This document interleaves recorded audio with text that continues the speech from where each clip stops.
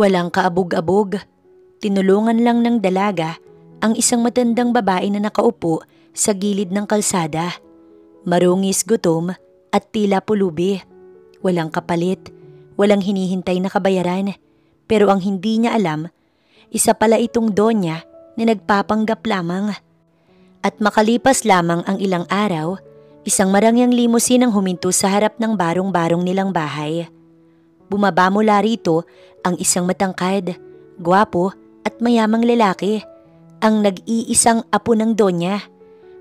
At sa harap ng lahat, isang nakakagulat na alok ang ibinulong nito sa dalaga. "Pakakasalan kita, ikaw ang pinili ng lola ko." Ang isang simpleng kabutihan naging daan sa isang hindi inaasahang pag-ibig at buhay na hindi niya kailanman pinangarap. "Nay, dalhin ko na po muna itong mga sampagita sa simbahan para ilako. Sumunod na lamang po kayo kung kaya nyo."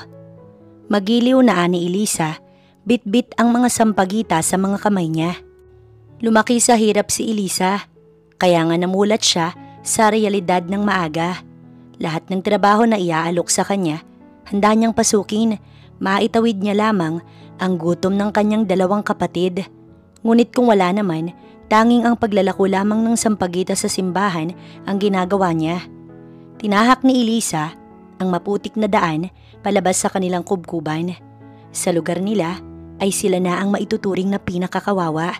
Sa katunayan, daga nga sila kung tawagin dahil sa bahay nilang barong-barong. Pinagtagpi-tagping sako at butas na bubong na sa tuwing umuulan, nagsisiksikan sila sa walang tulo. "Aba, Elisa, ang aga mo namang maghanap buhay." Ani Magda, isa ito sa mga nalalapitan nila kapag wala silang panlaman sa sikmura. Pinauutang sila nito ng 2 dilatang sardinas. "Opo, kailangan eh," ani Elisa. Sadyang malupit ang mundo at kung gaano ito ka-unfair. Palagi siyang nagtatanong sa may kapal kung bakit ang katulad nilang maralita ang mas naghihirap at nagsasakripisyo. Sa edad na 8, maagang naulila si Elisa sa kanyang ama matapos nitong magkasakit ng diabetes na naging dahilan ng agaran nitong kamatayan. Kung iisipin ay talagang masalimuot ang buhay na mayroon si Elisa. Ngunit magkagayon man, kahit kailan, hindi niya naisipan na magtampo sa Diyos. Sa halip ay mas kumakapit pa nga siya dahil naniniwala siya na lahat ng hirap at pagdurusa ay may katapusan din. Ang nanay niya na tanging pagbebenta lamang ng kandila sa simbahan ng hanap buhay ang siyang inaasahan nila. Kaya nga naisipan ni Elisa na tumigil na sa pag-aaral para makatulong sa kanyang nanay. Halos nasa 3 minuto din ang nilakad niya papunta sa simbahan. Sa gilid nito ang pwesto niya malapit sa tirikan ng kandila. Naupo siya doon at nag-antay na mga taong aalokan niya ng kanyang tinda. Sa totoo lang ay sa simbahan na ang naging kanlungan niya sa tuwing wala sila. Si Father na siyang nakakaintindi sa kalagayan niya ay madalas siyang abutan ng paisa-isang daan. Kung may pakain naman, pinauuwian siya nito. 25 anyos na si Elisa, ngunit ang salitang hiya ay wala sa kanyang bokabularyo. "Bili na po kayo!" alok niya sa mga taong dumaraan. Ang iba, tinitignan siya ng may panghuhusga at hindi naman siya ganoon katanga para malaman ang bagay na iyon. Maya-maya ay may matandang lumapit kay Elisa at halata naman na ito ay pulubi. "Iha, may pagkain ka ba dyan? Maaari mo ba akong tulungan? Lahat kasi ng mga tao na nilalapitan ko ay pinagtatabuyan ako." "Naku Lola, wala pa po kasi akong pera dito eh. Wala pa akong benta. Kung makakapaghintay po kayo hanggang sa makabenta ako, bibigyan ko kayo ng pagkain." Gutom na kasi ako," anang matanda. Lumingali nga si Elisa pero malabo talagang makabenta, kaya minabuti niya ng tumayo. "Sandali po, ihihingi ko kayo sa loob ng simbahan." Ani Elisa tsaka akmang aalis nang hawakan ng matanda ang braso niya tsaka ito tumawa. "Sa tagal kitang sinusubaybayan ay batid ko na ang mga bagay na gagawin mo para sa pulubing gaya ko." Anang matanda. "Po?"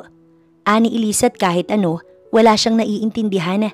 Maya-maya pa, lumapit sa kanila ang lalaking nakasuot ng itim. "Madam, nandito na naman po kayo. Bumalik na po kayo sa kotse." Anang lalaki sa matanda. Wala pa ding naiintindihan si Elisa. hanggang sa kunin ng matanda ang kamay ni Elisa at iipit doon ang nakabilot na 10,000. Bumili ka ng masarap na pagkain, iha, at umuwi ka na. Anang matanda sa kanya. Nanginginig ang kamay ni Elisa na tinanggap ang pera mula sa matanda. Hindi ko po alam kung saan kayo nagmula pero salamat po, maraming salamat po. Umiiyak na Anya. Sa buong buhay niya, ngayon lamang siya nakatanggap ng ganito. Kinuha ng matanda ang sampagitan na dala niya. Ikaw ang napili ko. Napakabusilak ng iyong puso. Sige na, iha, umuwi ka na at pakainin mo ng masarap ang pamilya mo. Tumango si Elisa habang umiiyak. Humarap siya sa simbahan at lumuhod. Labis niyang ipinagpasalamat ang biyaya na binigay ng estrangherong matanda na ngayon ay palabas na ng plaza. Nang mawala sa paningin ni Elisa ang matanda, kaagad siyang nagtatakbo. Ang pagtibok ng kanyang puso, ganoon na lamang dahil sa tuwa. Dumaan siya sa palengke at bumili ng isang sakong bigas at masarap na ulam para sa inay niya at 2 pang kapatid. Sakay ng tricycle na nirentahan niya ng 100, ay umuwi siya. Aba, mukhang nakabenta ka ng maganda-ganda. Ani Magda sa kanya nang makita siyang nakasakay. Hindi na nakasagot si Elisa. Pagdating sa bahay, sabik siyang bumaba. Siyempre ang gulat ng nanay niya ay ganoon na lamang nang makita ang dala niya. Anak, saan galing ang mga yan? Hindi makapaniwalang anito. Nay, dinamba ng yakap ni Elisa ang ina sa tuwa. Ikinuwento niya ang nangyari at ipinakita ang 9,000 natira. Diyos ko, totoo ba yan anak? Hindi kaya isa siyang anghel na bumaba sa lupa upang tulungan tayo? Hindi ko po alam, Nay. Basta nagpasalamat na lang po ako. Nakangiting ani Elisa. Dahil sa pera na iyon, nabayaran nila ang mga utang nila. At lumipas ang mga araw na iyon, nabusog sila sa masarap na nilagang baboy. Kinaumagahan, muling nagsulsi si Elisa ng sampagita para ilako sa simbahan. Ngunit nadinig niya ang malakas na ingay mula sa labas. Maging ang nanay niya ay nakiisyoso din hanggang sa makita nila ang itim na kotse na palapit sa kanilang bahay. Sino naman kaya yan? Anang nanay ni Elisa. Mula doon, bumaba ang lalaki na siyang sumundo sa nagpanggap na matandang pulubi kahapon. Binuksan nito ang isa pang pinto ng sasakyan at bumaba ang pamilyar na matanda. Pagkakita pa lamang nito kay Elisa, ngumiti na ang matanda. Matagal pa bago tuluyang nakilala ni Elisa kung sino ang matandang iyon. Malayo sa pulubing matanda na nakilala niya sa simbahan. Maputi ang balat nito at talagang mababakas ang pagiging sopistikada sa kanyang postura. Ngunit ang pagiging mababang loob ng matanda ay hindi din maitatanggi. Mawalang galang na po, ngunit maaari ko bang malaman kung sino ho kayo? Magalang na tanong ng ina ni Elisa. Nay, siya po yung sinasabi ko sa inyo na siyang nagbigay sa akin ng 10,000 kahapon. Ani Elisa sa ina, matapos ay muling nilingon ng matanda. Nandito po ba kayo para maningil? Tanong ni Elisa kahit wala naman silang napag-usapan sa ganoon. Kung gayon nga po ang sagot, ipagpaumanhin niyo sana, ngunit wala pa akong maibabayad sa inyo ngayon. Kung gusto niyo po, ibabalik ko. Hindi na pinatapos si Elisa ng matanda. Hindi iha, may nais akong ialok sa iyo kaya ako narito. Kung ganun ho, pumasok po tayo. Nag-alangan pa ang ina ni Elisa na alukin ng matanda na papasukin sa kanilang bahay. Saan niya nga naman pauupuin ito, maliban sa luma nilang sofa na pinulot lang nila sa basurahan noon. Kung hindi lang sila pinagtitinginan ng mga tao, talagang wala naman itong balak na papasukin ng matanda. Pagpasensyahan niyo na po ang bahay namin, ma'am. Ano ka ba? Hindi naman ang bahay niyo ang pinunta ko. Nakangiting anang matanda. Sinapinan ng nanay ni Elisa ng malinis na damit ang sofa na inupuan ng matanda. Salat kayo sa pagkain at tirahan. Nakakalungkot. Ngunit kung mamarapatin mo, ay hayaan mong alukan kita ng trabaho na alam kong sasapat at makakatulong sa inyo ng nanay at mga kapatid mo. Madam, ano naman po kayang trabaho iyon? Anang nanay ni Elisa. Simple lang. Magtatrabaho lang siya sa bahay ko. Huwag kang mag-alala dahil hindi siya mahihirapan. Ipinapangako ko. Alam ko na may pagdududa sa isip niyo. Sino nga ba naman ako para pagkatiwalaan? Gayong kahapon lang tayo nagkakilala. Ang alok ko na ito'y hindi naman sa pilitan. Kung tingin nyo hindi ito patas, pwede nyo naman tanggihan. Anang matanda, tumayo ito nang makita sa ina ni Elisa na wala itong plano na payagan ng anak. May mga bagay pa akong dapat na asikasuhin. Susubukan ko po. Kaagad na ani Elisa. Alam niya naman na malaking sugal ito kung tutuusin. Pero hindi ito ang tamang oras para mag-inarte. Hanggang bukas, iha. Ipadadala ko ang isa sa mga tauhan ko para sunduin ka. Nasa iyo pa din ang desisyon. Anang matanda, tsaka tumalima. Kaagad na hinablot ng ina ni Elisa ang braso niya nang lumabas ang matanda. Ano bang pinagsasasabi mo? Hindi na ituloy nang pumasok ang dalawang lalaki na may mga dalang groceries. Yun ba ang mamasamain nyo, Nay? Nagabala pa siya para bigyan tayo ng grocery. Nag-aalok siya ng bagong buhay para sa atin. Kung ano-ano na ang sinabi ni Elisa para lamang payagan siya ng nanay. Tingin mo ba, mapagkakatiwalaan siya? Hindi na mapakali ang nanay ni Elisa dahil nagpupumilit ang dalaga na pasukin ang trabahong iyon. Opo, alam kong hindi masamang tao ang matandang iyon, Nay.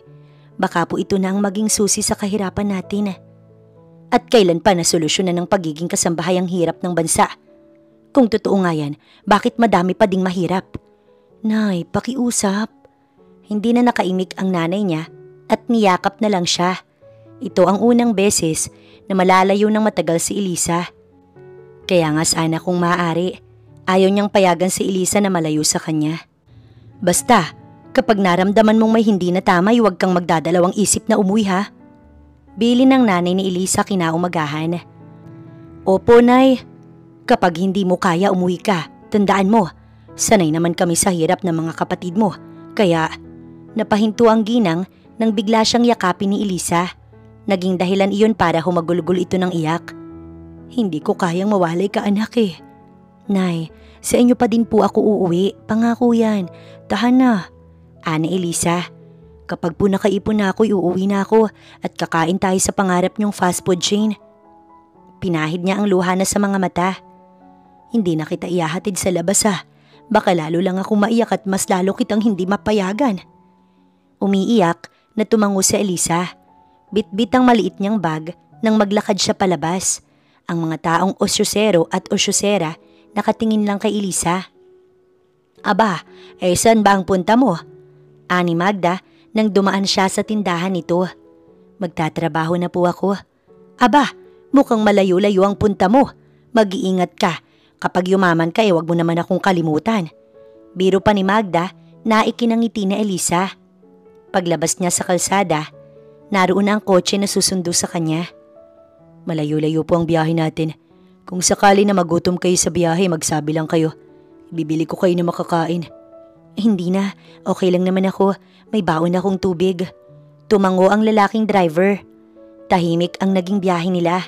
Nang nasa 2 oras na, kusang huminto ang driver sa isang fast food chain na palaging kinukwento ng mga kapatid niya na pangarap nilang kainan. Naglakad papasok doon ang lalaki. Pagbalik ay may dala na itong pagkain. Heto po ang pagkain ninyo. Sabi ko naman sa iyo, wag na. Okay lang ako. Yumuko ang lalaki. Patawad po sa pagpupumilit ko. Ngunit kabilin-bilinan po ni Madam na huwag kayong hayaan na magutom. Anito, tsaka isinara ang pinto at pumasok sa driver's seat. Maya-maya, napansin ng driver ang pagpatak ng luha ni Elisa. Naku, patawad po. May nasabi po ba kung hindi nyo gusto?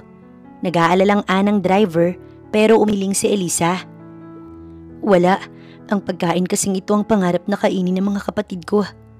Pinahid ni Elisa ang luha niya gamit ang likod ng palad. Tara na, Manong.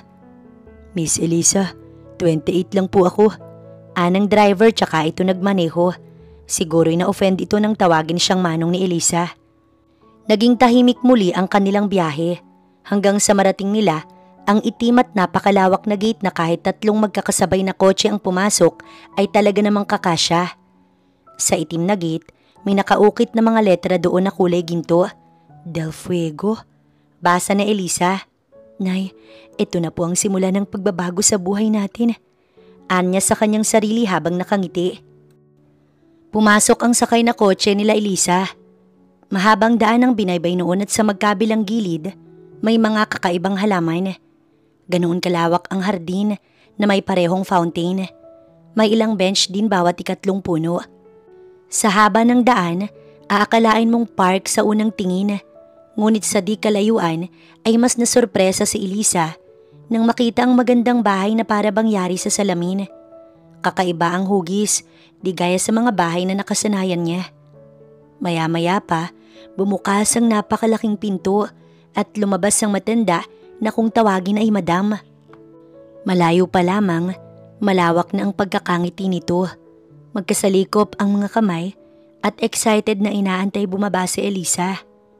Finally, kaagad nitong inakbayan si Elisa. Kamusta? Anong pakiramdam mo? Sabik na anang matanda. Mabutit hindi ka inaway ng nanay mo. Kahapon alam kong ayaw kanyang payagan kaya hindi na ako nagtagal sa inyo. Naiintindihan ko naman siya dahil ganoon din ang pakiramdam ko kapag wala si Timothy. Nakangiting anang matanda. Huwag kang mag-isip, iha. Apo ko siya. Medyo makakaramdam ng awkward si Elisa. Lalo kung kausapin siya ng matanda, akala mo apo rin siya nito. Tara dito.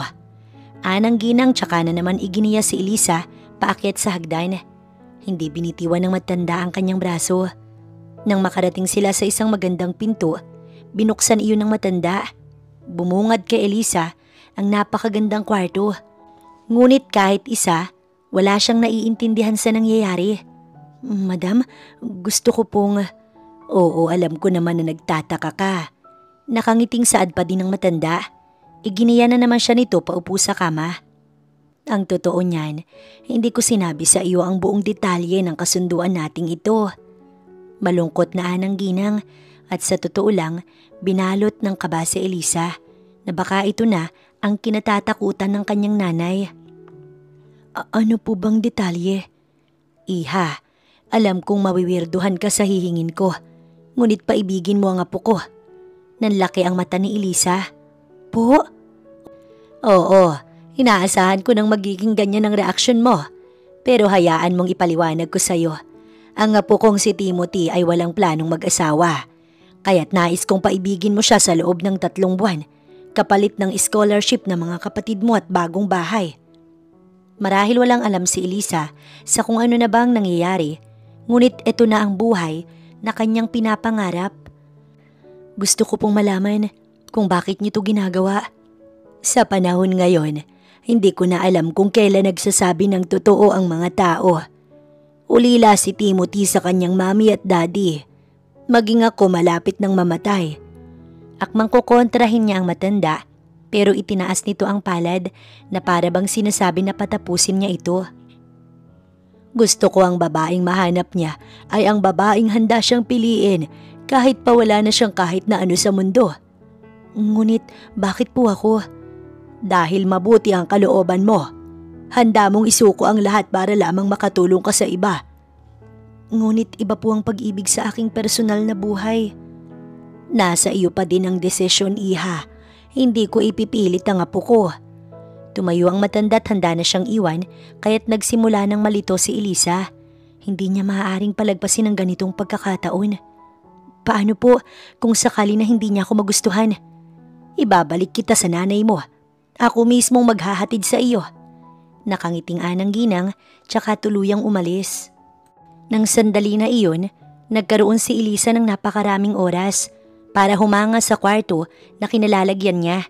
Ngunit kasabay iyon ng lungkot na bumalot sa kanya. Sana maipakita ko din ito kay nanay.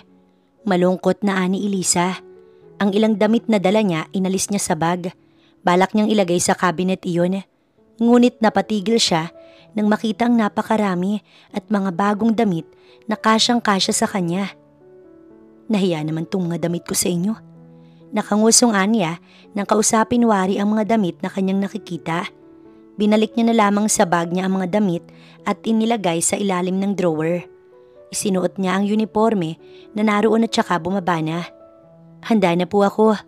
Ang ngiti sa labi ng matanda ay sagad. Halata na gustong gusto talaga siya nito.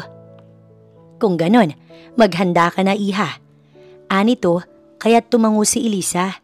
Nang magsimula siya bilang inosenteng kasambahay, ay hindi naman siya nahirapan dahil sanay naman siya sa hirap. Hanggang isang umaga, sinadya pa siyang gisingin ng matanda. Iha, magmadali ka. Pauwi na si Timothy sa bahay. Paulit-ulit na anito habang niyuyugyug siya.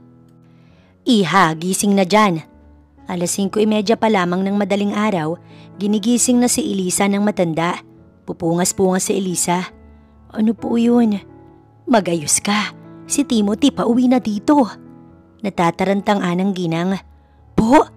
Maging si Elisa ay nataranta. Kaagad siyang tumayo at halos magkandara pa papunta sa banyo. Kung tutuusin, ngayon pa lang talaga magsisimula ang kanyang trabaho. Ang paibigin ang apo ni Doña Clarencia. Hindi naman siya kinakabahan, lalo't na-train naman na siya ng Doña kung ano ang ayaw at gusto ni Timothy. Naligo siya, siniguro niyang mabango siya at presentable. Siya ang nakatoka kay Timothy habang ang 4 na kasambahay ay siyang nakatoka talaga sa bahay.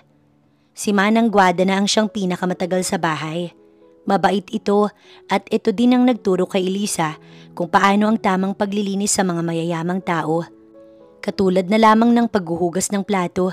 Sa bahay kasi nila kapag naghugas siya, itinataob na yun agad samantalang dito sa mansyon, kailangan pang punasan ng malinis na tela.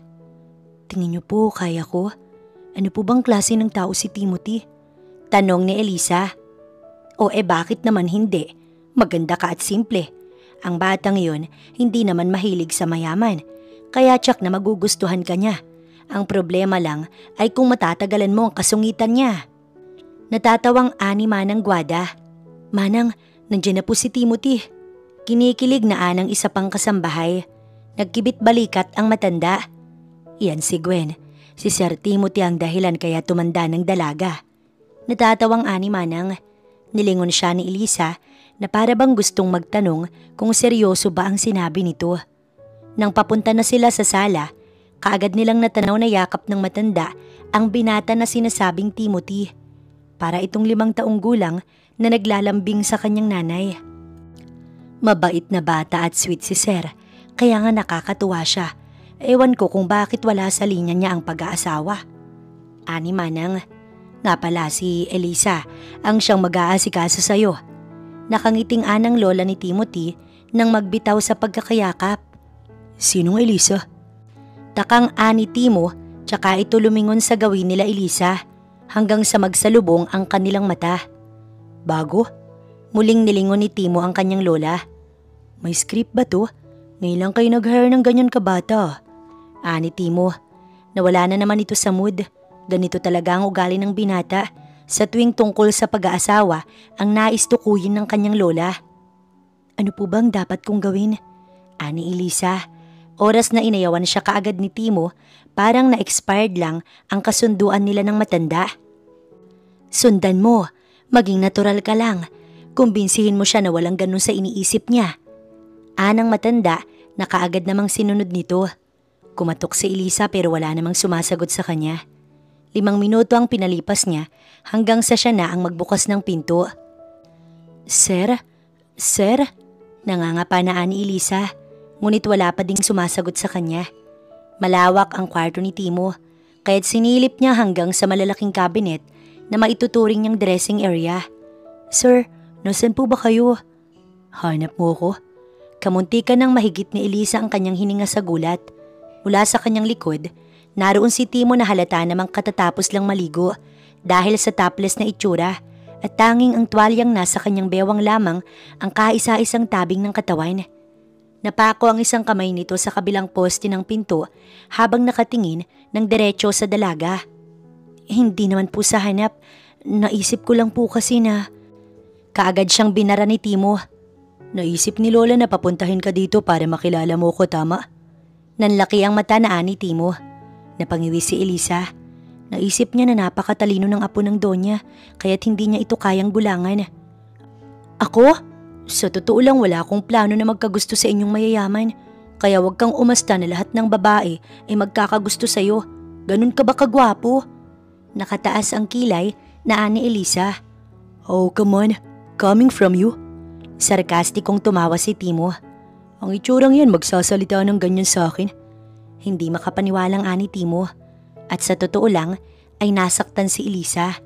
Alam niya naman na hindi siya maganda. Walang-wala ang itsura niya kumpara sa kagwapuhan ni Timo. Pero alang-alang sa pangarap niya, kailangan niyang isantabi ang kanyang damdamin. O bakit? Maganda naman ako, no? Kumpara naman sa... Hindi na natapos ng dalaga ang sasabihin niya nang humakbang si Timo palapit sa kanya. Nagdulot iyon ng bulta-bultahing kaba dahil sa takot na baka kung ano ang gawin sa kanya ng binata dahil sa pangiinsulto niya. Lalo pa siyang kinain ng takot nang ipako siya ni Timo sa dresser na sinasandalan niya. Hinawakan nito ang ilalim ng mukha niya tsaka iginiya para magtama ang kanilang mata. Hindi ako gwapo para sa'yo. Titigan mo ako't sabihin mo mismo sa akin kung hindi ako gwapo. Hindi naman sa... So hindi nga? Okay. Umalis si Timo sa posisyon nila. Ipasisibak kita. Alam mo bang ikaw pa lang ang nagsabi sa akin yan? Labas na't magbibihis ako. Sir, hindi nga po sa ganun ang gusto kong sabihin labas na o maghuhubad ako sa harap mo. Halata naman na hindi magpapatalo si Timo kaya minabuti na lamang niya na umalis. Bagsak ang balikat niya na tumuloy sa kanyang kwarto. Naiinis siyang naupo sa kama. Tama, bakit ba naman kasi ako naniwala kay madam na magbabago ang buhay ko? Kakasimula pa lang palpak na agad. Naiinis niyang kinuha ang bag sa ilalim ng drawer. Hindi ko naman talaga siya gusto Gusto ko lang magtrabaho at magkaroon ng maayos na buhay ang pamilya ko. Naiinis na ani Elisa habang umiiyak. Kung hindi mo ko gusto, ibig sabihin ba noon hindi ako gwapo sa paningin mo? Napasinghap na naman siya tsaka lumingon sa likod niya. Talagang paborito mong tambayan ng pinto, no? Isipin mo ang gusto mong isipin. Ani Elisa. Sabihin mo na gwapo ko at babawiin ko ang sinabi ko kanina. Talaga? Kaagad na nilapitan ni Elisa si Timo at hinawakan ang kamay nito. Oo, gwapo ka. Sobrang gwapo mo. Ikaw ang pinakagwapong nakilala ko. Ngumiti si Timo. Halata na plastic. Gawan mo ko ng tiyaabilis. Ani Timo tsaka naiwan sa kwarto ng dalaga. Pinagmasdan ni Timo ang bag na naroon matapos ay bumaba na. Kaagad niyang pinuntahan ng lola niya na nasa kwarto. Oh, ano at narito ka? Anang lola niya habang nakangiti. Naupo si Timo sa kama. Gusto kong maniwala na wala talagang pakay sa akin ng babae na yun. Pero yung mga ngiti niyo mismo ang sumasagot sa akin. Ani Timo. Dahilan para itigil ng matanda ang pagngiti niya.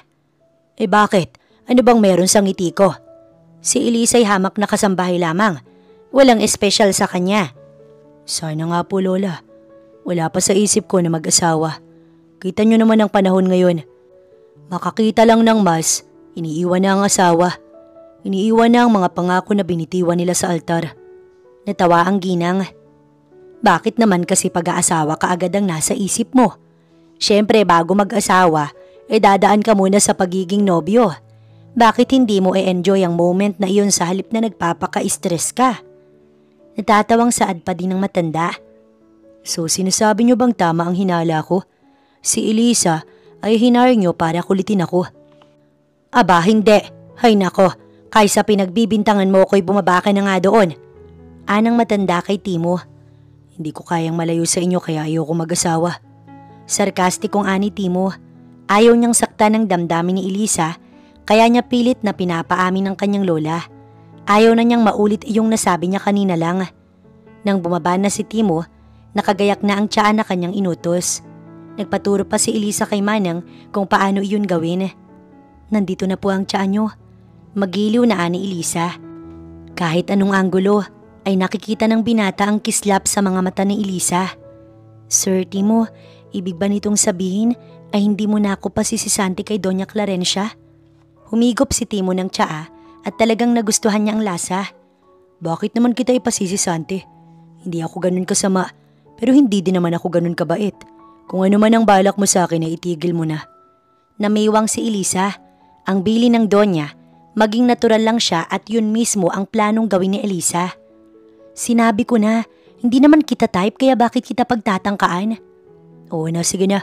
Basta ayokong pakalat-kalat ka sa paningin ko. Kung talagang wala kang balak sa akin, di mas maigi kung lalayuan mo ko. Less hassle na din. Gusto mo yatang matanggal ako? Ang trabaho ko ay pagsilbihan ka. Ibigay ang mga kailangan mo kaya. Napasinghap si Elisa nang hilahin siya ni Timo palapit.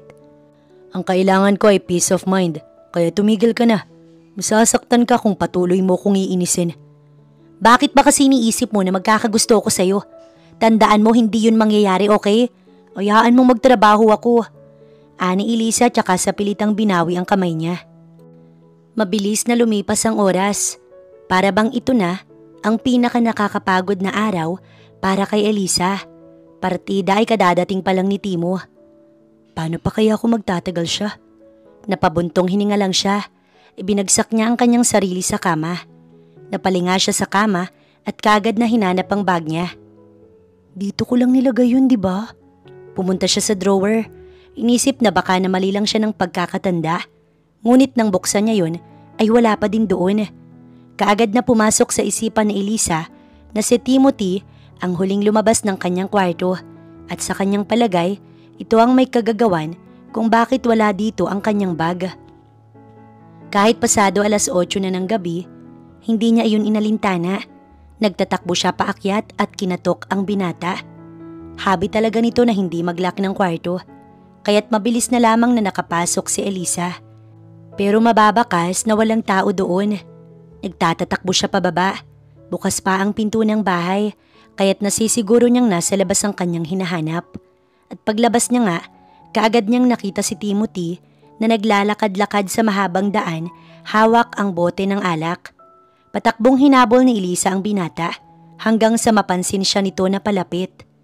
Oh, parte pa rin ba ng trabaho mo ang sundan ako dito ng ganitong oras? Sarkastiko kung kausapin siya ng binata.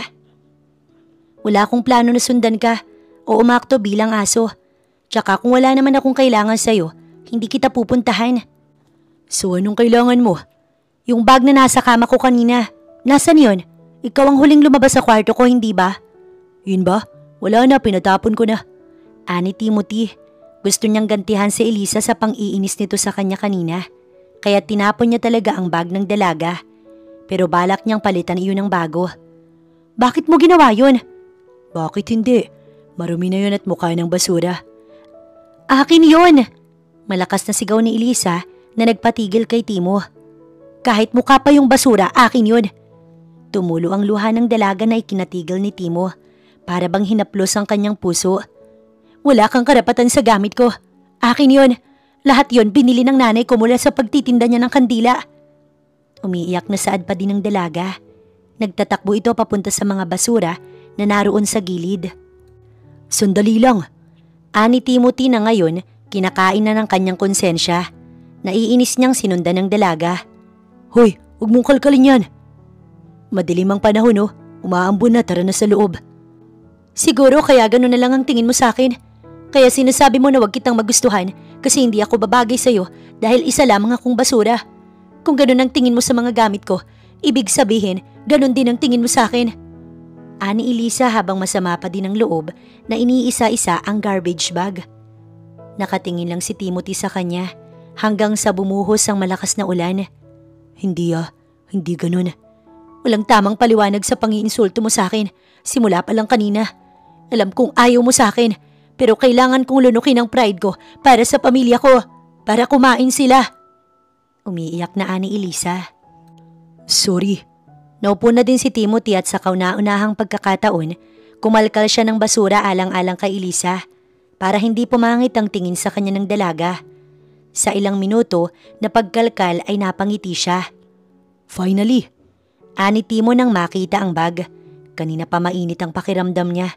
Hindi niya alam kung dahil lang ba sa alak o kung ano. Nahanap ko na. Kinuha niya iyon at binigay kay Elisa. Wala na siyang pakailam kahit paamoy basura na siya. Sorry kung nainsulto kita. Dumiretso si Timothy sa kwarto niya at nag-shower. Ngayon lang may umiyak na babae sa harap niya. Kaya siguro ganoon na lamang kung maapektuhan siya nito kanina. Mas pinalamig pa niya ang shower para hindi maramdaman ang init ng kanyang katawan. Kinaumagahan, kinatok si Elisa ni Manang. Pumasok iyon sa loob dala ang itim na plastic. Dumating na pala iyong in-order ni Sir Timothy. Oh, para sa iyo. Anang matanda tsaka ibinigay ang plastic kay Elisa. Napansin ni Manang ang bag na tinapon niya kahapon. Oh, hindi ba tinapon ko na yan? Binilan ka ng bago ni Sir Timothy. Noon lamang naintindihan ni Elisa ang lahat na wala naman talagang balak na insultuhin siya ni Timo. Sa halip, binilan pa nga siya nito ng bago. Lumabas si Elisa at kaagad na umakyat papunta sa kwarto ni Timothy. Bukas iyon tulad kahapon. Nakahiga ang binata sa mahabang sofa habang pulang-pula ang pisngi. Sir Timothy? Nag-aalalang ani Elisa. Nang hawakan niya ang noo nito talagang nilalagnat pala. Okay lang po ba kayo? Sorry kasalanan ko. Paulit-ulit na ani Elisa. Okay lang, ang mahalaga nahanap natin. Sandali, kukuha ko kayo ng maligamgam na tubig para hindi na lumalayan. Akmang lalabas na siya nang hawakan ni Timo ang kamay niya. Please, wag mong paakyatin si Lola dito. Wag mong sabihin na may sakit ako. Oo, pangako. Dahil sa nangyari kagabi ay kapwa na bago ang tingin nila sa isa't isa. Para kay Elisa, hindi naman antipatiko si Timothy, hindi din barumbado. Sadyang may mga bagay lang na ayaw niya ng pinangungunahan tulad ng isang normal na tao. Para kay Timothy ay si Elisa ang perpektong definition ng babaeng noon pa man hinahanap ni Timo sa isang babae. Tulad ng kanyang lola, iisa lang ang naging tingin nila kay Elisa. Isang simple na may busilak na kalooban at napatunayan niya iyon mismo kagabi. Pagbalik na Elisa sa kwarto, kaagad niyang pinunasan si Timothy. Huwag ka nang mag-abala pa. Iinom lang ako ng gamot at magiging okay na. Hayaan mo na ako. Total, kasalanan ko naman kaya ka nagkasakit. Matapos niyang punasan si Timothy, pinainom niya ito ng gamot. Malamang nahanapin ka ni Madam, kaya bababa na ako. Ako na ang bahalang gumawa ng paraan. Nga pala, dumating na yung bag na binili mo para sa akin. Marami pong salamat, sir. Alam kong hindi noon mapapalitan ng alaala na nabigay ng parents mo sa'yo. Pero gusto kong gamitin mo paminsan-minsan. Pagbaba niya, naroon na nga ang lola ni Timo at nag-aabang ng update sa kalagayan nila. Gusto ko po kayong personal na makausap. Ani Elisa at pumayag naman ng matanda. Naglakad-lakad sila sa hardin. Alam ko pong nag-e-expect kayo na gagawin ko ang lahat para lamang magawa ang hiling nyo. Ngunit malabo. Ayoko pong ipilit dahil hindi iyon tama. So anong ibig mong sabihin, Iha? Alam ko pong dadating ang sandali na makikilala din ng apo nyo ang tamang babae para sa kanya. Yung hindi nyo na po kailangan pang magdigta o gumawa ng kasunduan. Maniwala po kayo sa kanya. Sa tono mo'y parang sumusuko ka na. Paano na ang pangarap mo? Siguro po, magagawa ko yun sa tamang panahon, pagkakataon at paraan. Kailan mo balak umalis? Huling pakiusap ko po, hayaan niyong matagpos ko ang aking 2 buwan para may pera akong maiwi sa aking pamilya. Oo, payag ako. Anang matanda. Wag na po ako ang itokan niyo kay Sir Timo. Si Ate Gwen na lamang po para mas magtagal pa ako dito. Ikaw ang bahala. Matapos ng pag-uusap nila na iyon, bumalik si Elisa kay Timothy. Tulog ito at bumaba na din ang lagnat, kaya inalis niya na ang bimpo sa noo nito. Niligpit ni Elisa ang mga gamit na ginamit niya kay Timo, tsaka binuksan ang pinto. Akmang lalabas na. Ngunit dahil naramdaman siya ni Timo, naging dahilan niyon para magising ang binata. Elisa, salamat. Walang anuman, ginawa ko lang ang trabaho ko. Pagbaba niya ay dumiretso siya sa kusina kung saan naroon si Manang. Nilalagnat si Sir. Ani Manang nang makita ang mga pinaggamitan, tumango si Elisa. Malamang na hiningi niya sa iyo na ilihim ito sa lola niya. Tumango muli si Elisa. Naulanan po kasi kami kagabi. Oo nga, maging ikaw ay hindi din maganda ang pakiramdam. Kaya't bakit mo pinipilit ang sarili mo? Natawa ang matanda nang makita ang reaksyon ni Elisa. Sa tanda ko nang ito ay hindi na ako kayang paglihiman. Magpahinga ka. Hindi ka naman matatanggal agad dahil lang sa magpahinga ka. Maiintindihan ka ni Madam, basta't sabihin mo lamang. Kapag po hindi ko na kaya, magpapahinga ako. Kung pwede po, huwag niyo pong sabihin kay Madam na may sakit si Sir. Kung sakali po na makasalubong niyo siya at nagtanong sa inyo kung bakit hindi lumalabas si Sir Timo, pasabi po na nais nitong magpahinga.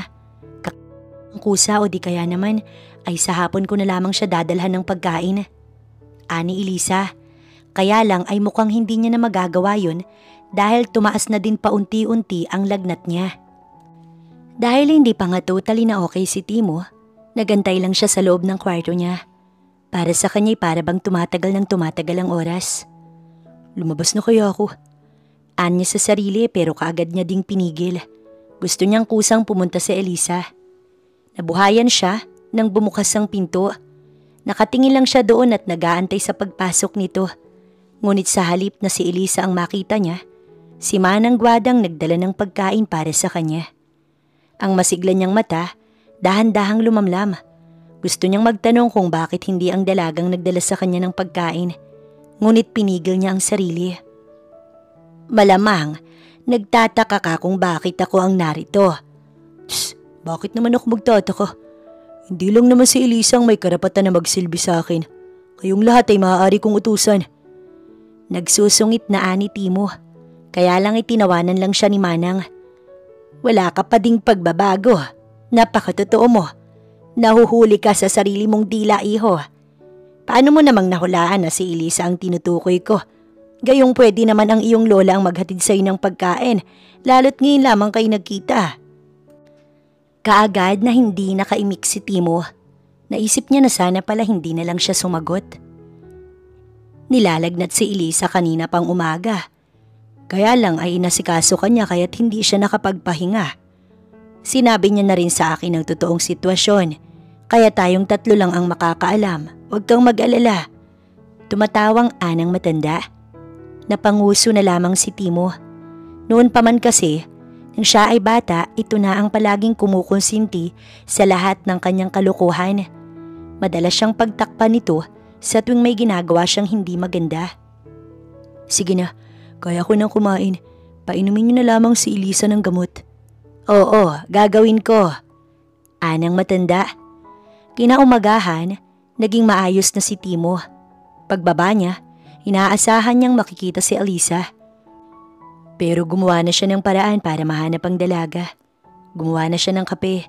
Naglakad sa harap at likod ng bahay. Ngunit wala talaga ito. Ayaw niya naman na pagtawanan siya ni Guada, kaya hindi na siya nagtanong. Umakto siya na walang pakialam sa lahat, maging kay Elisa. Sa haba ng bakasyon niya out of town, ay ngayon na ang unang pasok niya bilang CEO ng business nila. Kahit pasakay ng kanyang kotse, panay pa din ang lingon niya sa nadaraanan. Nasaan na kaya yun? May sakit pa din siya. Pinilig ni Timo ang ulo. Come on, mag-focus ka nga. Anya sa sarili. May mas higit kang kailangan na gampanan kaysa mag-alala. Anya pa. Ang maghapon niya ay inilaan niya sa trabaho. Inisip niya na baka mamayang gabi, makita niya din si Elisa. Kaya lang ay kahit nang sumapit ang gabi, wala pa din ang dalaga. Nagkibit balikat si Timo.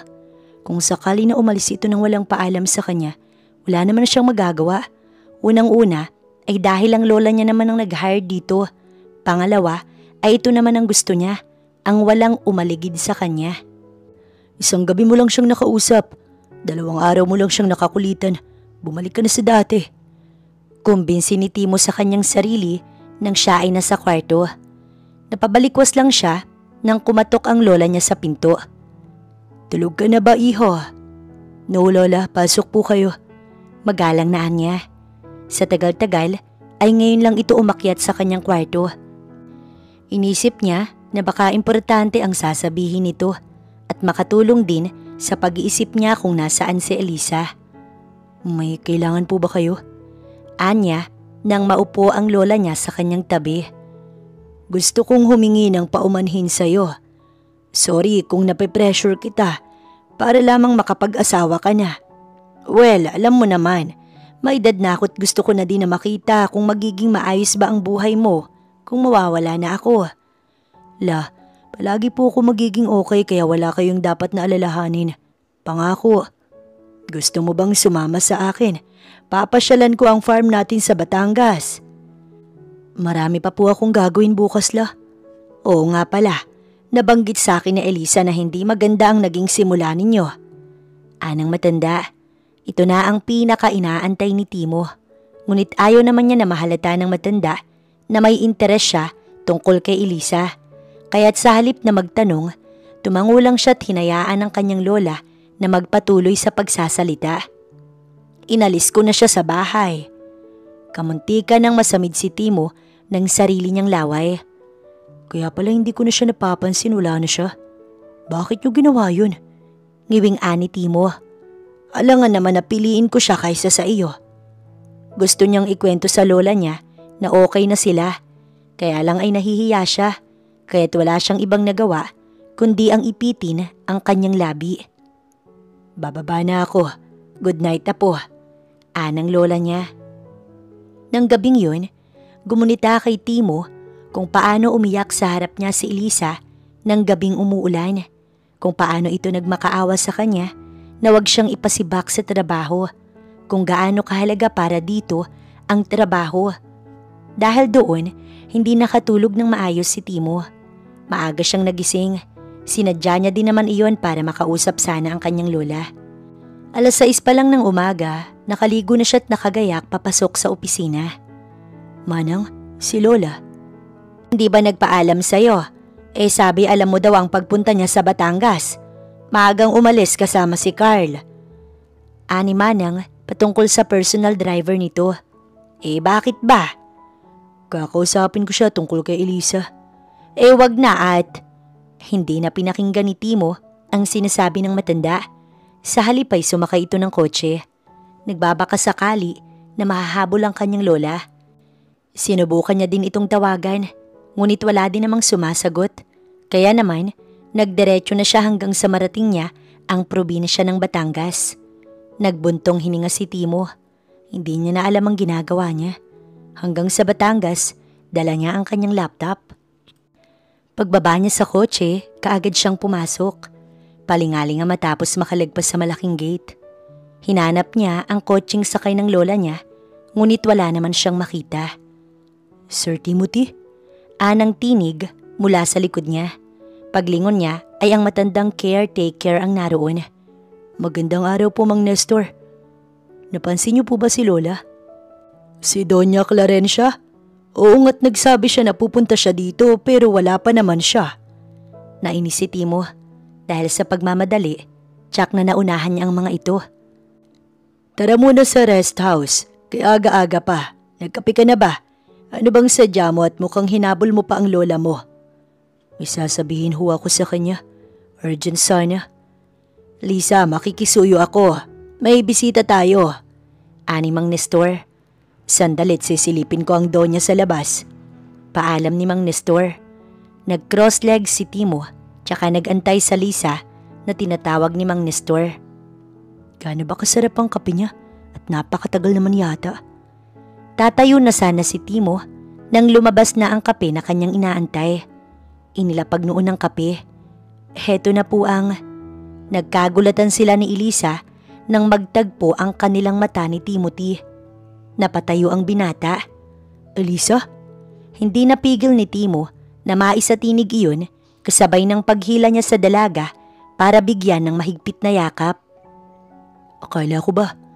Napahinto si Timo nang mapagtanto niya kung ano ang ginagawa niya. Kaya't mabilis niyang binitiwan ng dalaga na gulat din. Nilunok ni Timo ang sarili niyang laway na para bang sa paraang iyon, mababalik niya ang mga nangyari. Pinagpag niya ang kanyang sarili, tsaka siya naupo. Binalik niya ang poise niya. Maupo ka. Ani Timo kay Elisa. Okay ka lang ba? Bakit ka nandito? Ani Elisa nang maupo. Nag-cross-leg si Timo. Oo, okay lang. Bakit naman ako hindi magiging okay? Oo nga naman. Bakit ka biglang umalis sa bahay? Hindi ako umalis. Naisip ko lang na ayoko makasamaan ka pa ng loob. Kaya't mas pinili ko magtrabaho dito sa farm. Bakit magkakasamaan? Hindi ko naman na iniisip na gusto mo ko. Bumalik ka na dun. Gusto ka nang makita nila Manang. Hindi na, okay na ako dito. Ani Elisa. Kukontrahin pa sana siya ni Timo. Kaya lang ay dumating na ang kanyang lola. Akala ko ba'y wala kang balak na pumunta dito? Nako, nagkita na naman kayo. Aawayin mo na naman si Elisa. Anang lola ni Timo. Napangiwi siya. Kung sayuin siya ng lola niya kagabi para bang mahal na mahal siya. Pero heto ngayon at si Elisa na ang kakampi. Gusto ko din pong pumunta. Masama lang ang pakiramdam ko kagabi kaya't hindi ako nakasagot kaagad. Palusot na ani Timo. Okay ka lang ba dito? Hindi ka ba nahihirapan? Anang matanda kay Elisa. Hindi naman po. Sa katunayan magaan po ang trabaho na binibigay sa akin. Ganun ba? Lumingon ang matanda kay Timo. Mag-i-stay ako dito ng 2 araw. La? Anya, umikot ang mga mata. Late na din kung uuwi pa ako. Bukas na lang ako babalik sa atin. Ani Timo tsaka humigop ng kape. Ayaw niyang mag-overthink ang lola niya ngunit hindi nito napigil na mapangiti. Pumasok si Timo sa loob ng rest house. Doon ay may pribado din naman siyang kwarto kung saan naroon ang mga CCTVs. Naupo siya sa harap noon at tinignan ng isang screen ng monitor kung saan nakatutok ang kamera sa harap ng rest house. Elisa? Aniya tsaka umiling. Pinakailamanan niya ang CCTV. Sinave niya ang mga clip ng video kung saan naroon ang matatamis ng ngiti ng dalaga. Halos mataranta siya nang kumatok ang kanyang lola. Maglalakad-lakad kami. Hindi ka ba sasama? Baka masama na naman ang pakiramdam mo at… Kaagad na binuksan ni Timo ang pinto at lumabas. Sasama po ako. Anya tsaka nakapamulsang naglakad. Alam niya naman na aalaskahin na naman siya ng kanyang lola. Hay, pag-ibig nga naman nakakalito. Nakasimangot na humarap si Timo sa lola niya na ikinatawa nito. Oh, bakit ganyan kang makatingin sa akin na po? Naalaska niyo po ako. Bakit naman kita aalaskahin? Alam mo naman na wala kang plano sa pag-ibig. Maliban na lang kung meron ka ng nagugustuhang babae. Inirapan ni Timo ang lola niya, tsaka humarap. Ngunit siyang pagdating din naman ni Elisa na para bang nag-slow mo ang lahat, ultimo ang pagkurap ng dalaga. Baliw na ako. Ani Timo sa sarili tsaka umiling. Nilagpasan niya si Elisa gamit ang malalaki niyang hakbang. Ano pong nangyari doon? Ani Elisa. Hindi natin alam. Mahiwaga ang lahat, iha. Tumatawang anang ginang. Ngayon ay wala nang kontrata sa pagitan nila ni Elisa. Ngunit batid niyang sasang-ayon sa kanya ang plano. Kaunti lang ang lalakarin natin dahil baka mapagod kayo. Ani Timo. Okay lang ako. Gusto ko lang makita ang mga alaga nating hayop. Nasa unahan sila ni Mang Nestor habang si Timo at Elisa ay nasa likod naman. Ma'am, 2 buwan ko na po sa inyo bukas. Okay lang po ba kung umuwi muna ako sa amin? Wala po akong cellphone kaya hindi ko sila nakakamusta. Oo naman, iha. Ako lang naman ang makakamiss sa'yo. Tumatawang anang matanda. At dahil nasa probinsya sila, kaya't maagang matutulog ang mga tao habang si Timo nasa kusina kaharap ang laptop niya habang nagkakape. Naka-cross legs habang pinapanood ang video clip ni Elisa na kanyang kinuha. Naka-jacket siyang may hood. Naitutok niya pa ang kanyang mukha sa monitor nang makita na naman niya ang ngiti ni Elisa. Napahawak siya sa puso niya. Hindi. Bakit tumitibok ang puso ko ng ganito kabilis? In love ako? Hindi. This can't be. Ayoko. Bakit ako in love? Nahanap ko lang naman siya para tulungan. Umiiling na ani Timo. Tinignan niyang muli ang monitor na para bang nakakita ng multo. Lalo na nang tumawa na naman ito. Ayoko na. Nagtatakbo si Timo na parang ewan palayo sa mesa. Sakto na lumabas si Elisa papunta sa kusina. Oh, gising ka pa? Nagtatakang anito tsaka dinaanan si Timo. Naglakad ito papunta sa ref at kung magpapatuloy, natitiyak ni Timo na makikita nito ang monitor kaya't nagtatatakbo si Timo para pigilan si Elisa. Kaagad niyang hinawakan ang kamay ni Elisa tsaka ibinalot ang mukha nito sa loob ng kanyang jacket. Sir Timothy, anong ginagawa mo? Diyan ka lang. Ani Timo tsaka mabilis na isinara ang kanyang laptop. Dahan-dahan niyang binitiwan si Elisa. Ano yun? Para saan yun? Nagtatakang anang dalaga. Naisip ko lang na uuwi ka na bukas. So matagal tayong hindi magkikita kaya yumakap ako. Palusot ni Timo. Nagtataka pa din si Elisa sa ikinilos ni Timo. pero tumango lang siya. Pinagpatuloy niyang buksan ng ref habang si Timo naman nakangiwi na dinampot ng laptop tsaka malalaking humakbang pabalik sa kwarto. Hay, ano bang ginagawa ko? Nakakainis. Ani Timo tsaka nagpagulong-gulong sa kama. Hindi pamilyar sa kanya lahat ng mga nangyayari, kaya't ganito na lamang kung mag-react siya. Napabalikwas siya ng bangon nang may kumatok sa kanyang kwarto. Inayos niya ang kanyang sarili tsaka kalmado na binuksan ng pinto. May kailangan ka? Anya nang makita si Elisa. Tubig. Binigay nito ang baso kay Timo na may lamang tubig. Baka hindi ka makatulog. At bakit hindi ako makakatulog? Naitaas ni Timo ang tinig niya. Nag-o-overthink siya na baka iniisip ni Elisa na patay siya sa dalaga. Dahil mamamahay ka. Good night, Timothy. Timothy? Parang naglag ang isip ni Timothy dahil sa pagtawag sa pangalan niya ni Elisa. Nang bumalik siya sa kanyang sarili, malayo na si Elisa. Bumalik siya sa kwarto at ibinaba ang isang baso ng tubig sa mesa. Ibinagsak ni Timothy ang kanyang sarili sa kama. Hindi niya alam kung paano siya nakatulog, gayong si Elisa ang laman ng kanyang isip. Kinaumagahan, wala na ang dalaga, kaya't sila na lamang ng lola niya ang sabay na kumain ng agahan. Nakaalis na si Elisa, panimula ng kanyang lola. Inaasahan ko na po. Bakit ba ganyan ang itsura mo? Para kang nalugi ng buong taon. Lola, gusto kong malaman. Interesado pa din po ba kayong hanapan ako ng mapapangasawa?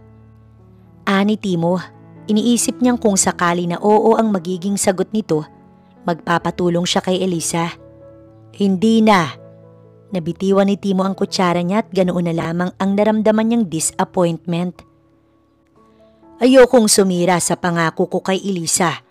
Si Elisa kahanga-hangang bata. Kahit nakalaban niya ang mundo, kahit kasing hirap niya pa ang daga, hindi noon kayang baguhin ang pagiging mabuting bata niya. Nakilala ko siya sa Quiapo. Nagbebenta siya noon ng sampagita. Sinabi ko sa kanya na wala akong pagkain. Kahit na alam niyang kapos sila sa pera, hindi siya nagdalawang isip na mabigyan ako ng pagkain. Gumunita sa alaala ni Clarencia ang mga araw na iyon. Ano po ang nais niyong pakahulugan la? Na kaya niyang isakripisyo ang kanyang sarili para sa ikabubuti ng iba. Siya mismo ang humiling sa akin na alisin ko siya sa bahay para hindi na kayo mag-away. Siya din ang nagsabi na itigil ko na ang kahahanap ng mapapangasawa para sa iyo dahil kusa mo namang gugustuhin yon. Nakangiting anang matanda. Ginawa niya yun? Uwi na po ako.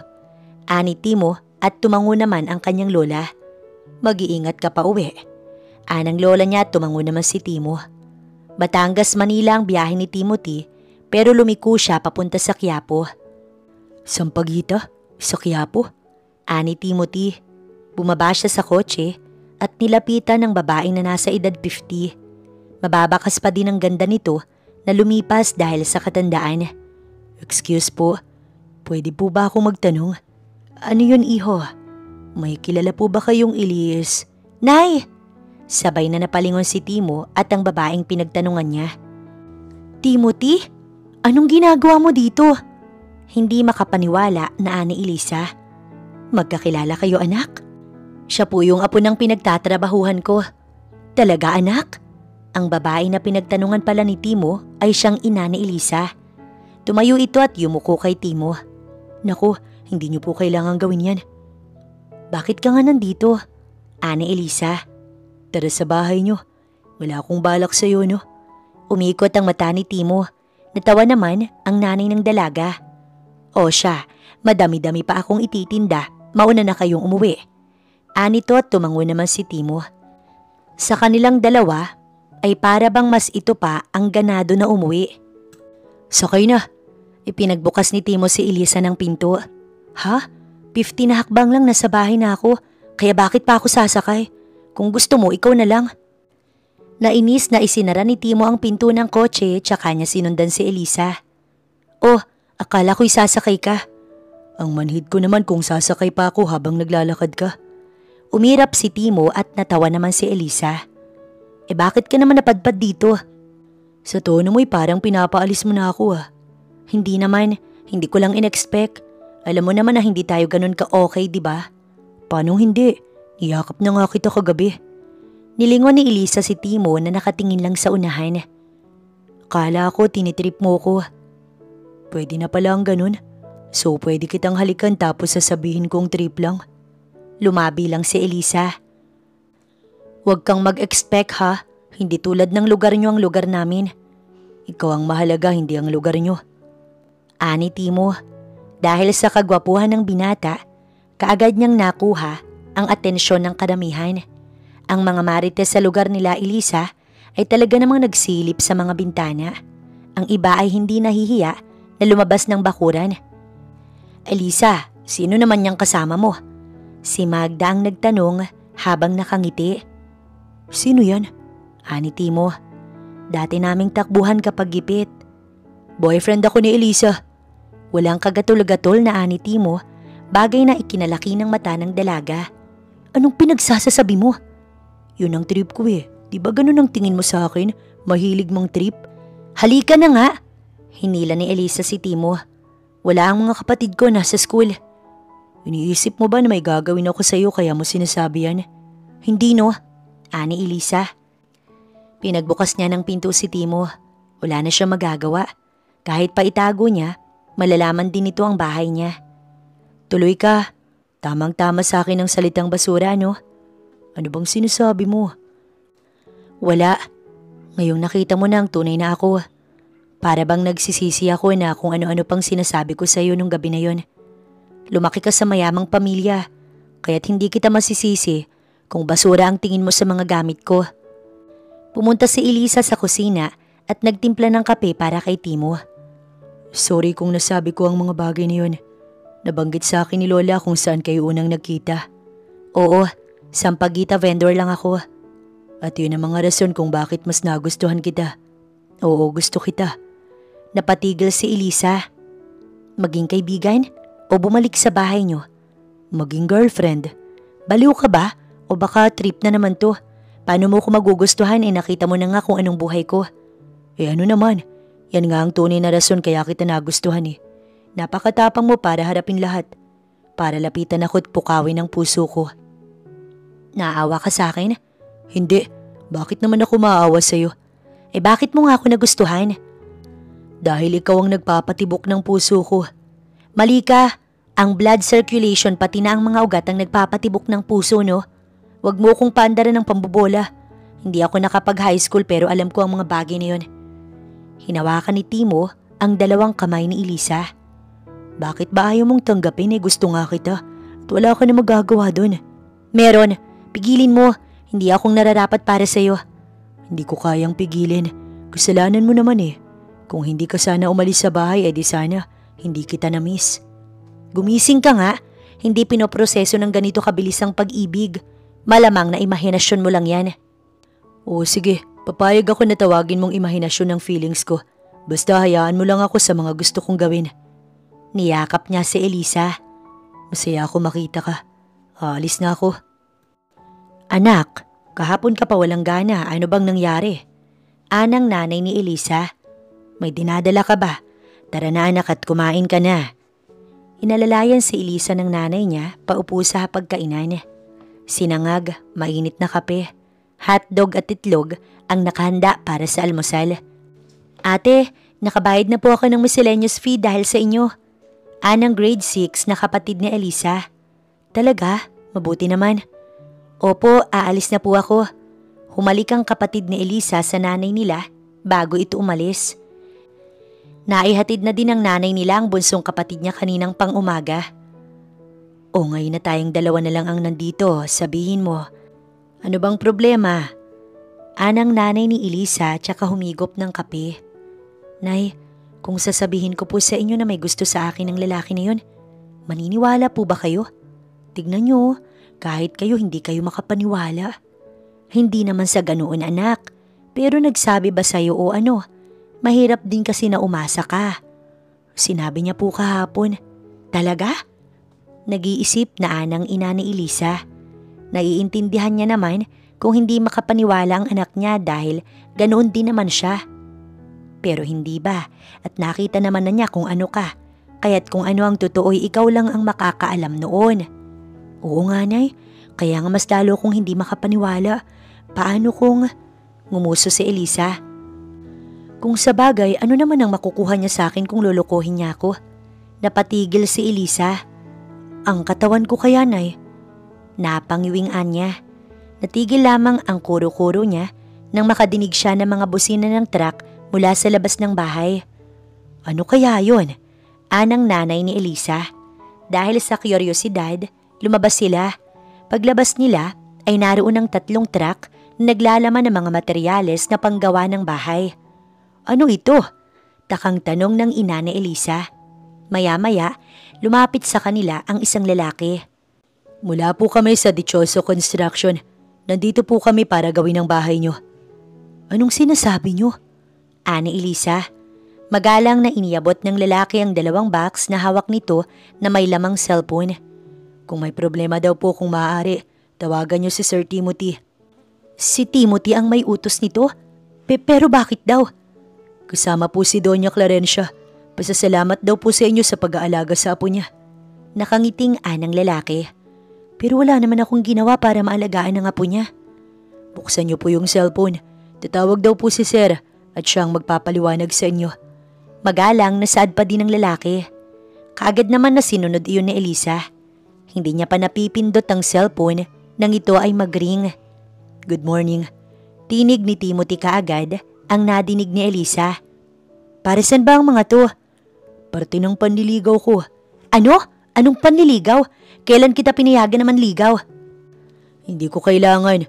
Kapag gusto ko, hindi kailangan ng approvement, okay? Uwi ka na sa bahay at dito mo na lang ako pagalitan, future wife. Anong pinagsasasabi mo?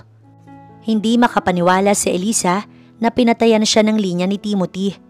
Nakakainis naman, ani Elisa.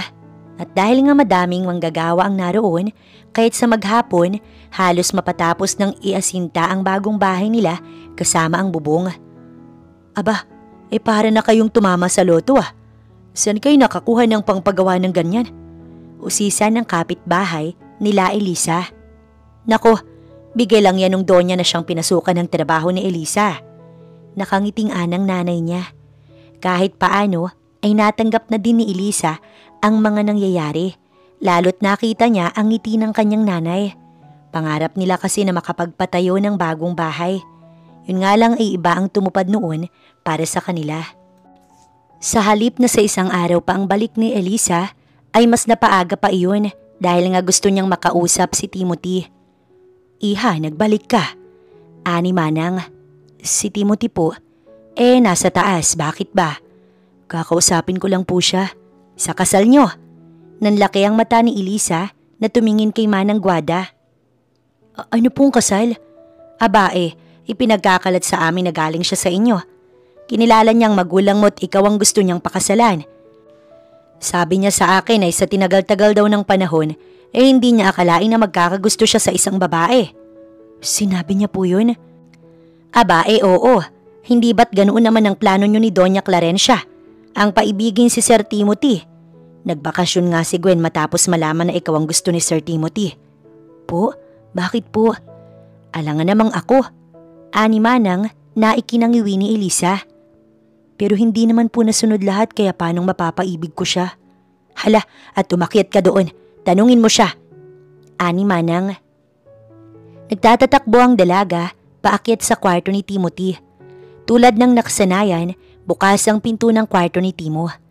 Maingat ang bawat hakbang niya at inaasahan niyang may ginagawa ito kaya lang nakahiga pa si Timo ng kanyang abutan.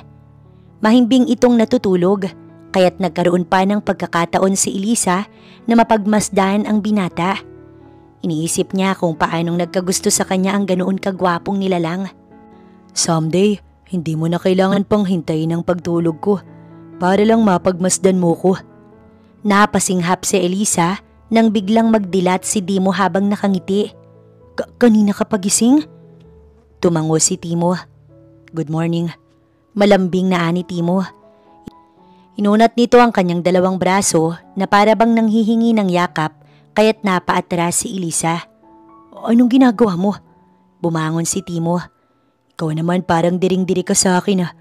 Alam mo bang matagal-tagal din bago ko nakumpirma na gusto kita? Matagal-tagal? Kailan mo naramdaman yan? Nung nakaraang linggo pa. Tapos nakumpirma ko nung pumunta ako ng Batangas. Tingnan mo, nito mo lang naramdaman yan, magbabago pa yan. Yung mga pinadala mo sa bahay, babayaran ko yun. Sige, pero siguruhin mo na maibabalik mo din ang scholarship ng dalawa mong kapatid, pati na ang magiging tutor mo. Anong sinasabi mo? Naisip ko na pag-aralin ka. Natigilan si Elisa. Lahat ng mga pangarap niya ay nangyayari, ngunit hindi niya alam kung tama ba ito. Ayaw niyang nanggagamit ng tao at ayaw niya din na masabihan ng ganoon. Bakit mo ba kasi ginagawa to? Dahil nga in love ako. In love ako sa'yo. Mahal kita. Ano bang gusto mong sabihin ko? Yun nga ang nararamdaman ko. Timothy, hindi nga valid. Natigilan siya nang hagkan siya ni Timo. O yan, valid na ba? Yung mga binigay ko, yung kisang bayad para hindi magulo ang isip mo. Kung hindi mo gusto, edi sige. Total ako naman ang nagsabi na wag mo ko magustuhan, hindi ba? Deserve ko siguro to. Naglakad si Timo pababa ng hagdan. Nakatulala nang mapahawak si Elisa sa kanyang labi. Hindi naman eh. Hindi sa hindi kita gusto. Natatakot ako na baka pagsisihan mo lang. Natatakot ako na baka nabibigla ka lang. Baka naaawa ka lang. Dahil ang gusto ko, mahalin mo ko dahil mahal mo ko. Bulong na aniya sa pag-aakala na wala na si Timothy. Pero napasinghap siya nang biglang bumukas ang pinto at seryosong pumasok ang binata. Sa unang pagkakataon, nadinig ni Elisa na nag-lock ito ng kwarto. Mabilis na hinawakan ng magkabila niyang kamay at ipinako sa kama. Aaminin mo sa akin kung gusto mo talaga ako. Kung may pag-asa ako kahit 1%, kahit gaano katagal mag-aantay ako. Masuyo nga ni Timothy. Unang pagkakataon na nakita ni Elisa ang pinaka-gentle at senserong tinig ni Timothy. Sigurado ka sa akin? Ani Elisa. Ang tapang niya na mayroon noong nakausap niya kahapon ng binata, bigla na lamang nawala dahil din mismo kay Timo. Sigurado na ako. Nakatuon ang mata ni Timo kay Elisa hanggang sa dahan-dahang hagkan ng binata ang labi niya. Magaan at puno ng respeto. Unang boyfriend siya ni Elisa at ganoon din naman si Timothy, kaya't ayaw nitong maramdaman na init lamang ng katawan ang nais niya mula sa dalaga. Alam ko kung anong klaseng buhay ang meron ka. Wala kang pera o kayamanan, pero baliw ang puso ko dahil matapos kong makita yun ay mas minahal kita. Mas ginusto kong aminin ng maaga ang damdamin ko para sa'yo dahil ayoko nang makita ka na nasa sitwasyon na yun. Yun mismo ang dahilan, Timo, kaya hindi ko matanggap ang feelings mo. Baka sabihin nila, sugar daddy kita. Then, be my baby. Okay lang na maging sugar daddy mo. I can buy the whole world. Kung yun ang ikakasaya mo, gawin mo akong paraan para makaahon sa kahirapan. Ang tibok ng puso ni Elisa ay ganoon na lamang dahil sa tuwa. Ang gusto niya lang sana, makipagkontrata para sa bahay at sa mga kapatid niya. Pero heto at pati ang puso ng binata ay kanyang nakuha. Hindi kita gagamitin para gumaan ang buhay ko. Lahat ng binigay mo sa akin, susuklian ko ng wagas na pagmamahal at walang katapusang pasasalamat, Timothy. Ani Elisa, tsaka dahan-dahang ibinalik ang halik kay Timo. Para silang naliliyo pareho dahil sa kakaibang pakiramdam. Pero kaagad na pinigil ni Timo ang sarili. Kung mangyayari ay nais niyang makuha ang dalaga sa mismong kasal nila, tanda ng kanyang respeto. I'm sure nasa baba na si Lola. Ani Timo. Tumayo siya mula sa kama tsaka natawa nang makita ang itsura ni Elisa sa posisyon na iyon. Feeling ko, tuwing nakahiga kang pinakabagay sa iyong pose, diyan ka pinakamaganda. Birong ani Timo, dahilan para samaan siya ng tingin ni Elisa, kaya't mas natawa siya. Tara na, baka nag-aantay na si Lola. Inalok ni Timo ang kamay niya sa dalaga. Hindi ba nakakahiya? Na ano? Na maging boyfriend mo ko? Kinakahiya mo ko? Hindi makapaniwala na ani Timo.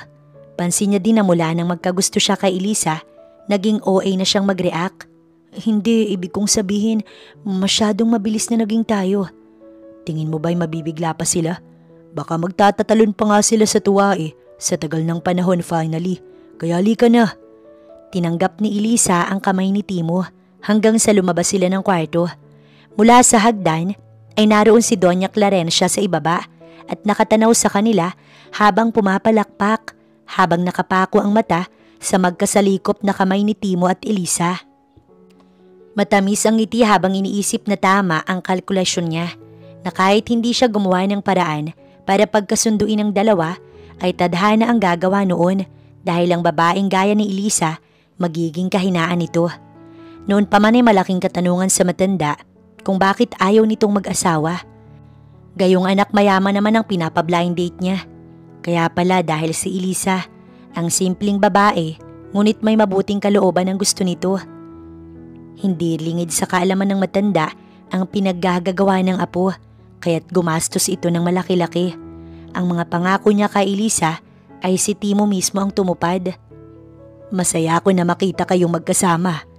Pwede na akong umalis sa mundo dahil alam kong nasa mabuting kamay ang buhay mo, apo. Anang lola ni Timo, pagbaba nila habang hinahaplos ang pisngi nito. Huwag niyo pong sabihin yan, pati po ako'y nalulungkot. Ani Elisa, Iha, ipangako mo na aalagaan mo ang apo ko. Ano't ano man ang mangyari. Pangako po, lola. Pangahawakan ko yan. Humayo kayo sa masayang pamumuhay.